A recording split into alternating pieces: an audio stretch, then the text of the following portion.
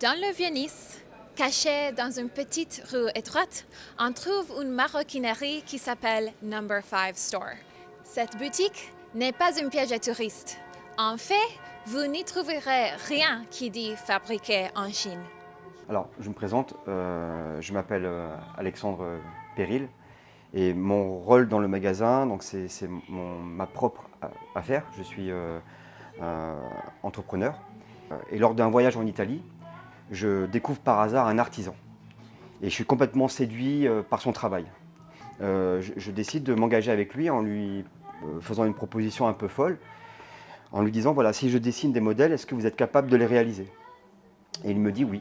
Il est vrai que depuis la mondialisation, on a la possibilité aujourd'hui, pour les petits pouvoirs d'achat, de pouvoir accéder à des articles à des prix défiant toute concurrence. Ça serait prétentieux de dire que je concurrence les grandes enseignes. J'essaye de me faire une petite place dans la maroquinerie.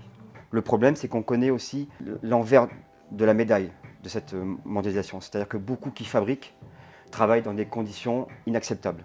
C'est-à-dire que moi, aujourd'hui, je sais d'où viennent mes articles. Je sais que ceux qui les fabriquent ne sont pas exploités. Et puis, il n'y a pas d'intermédiaire. Et en ce qui concerne mes articles, ce sont déjà, premièrement, des sacs qui ont été réalisés en peau naturelle. C'est-à-dire que le cuir n'a subi aucun traitement chimique.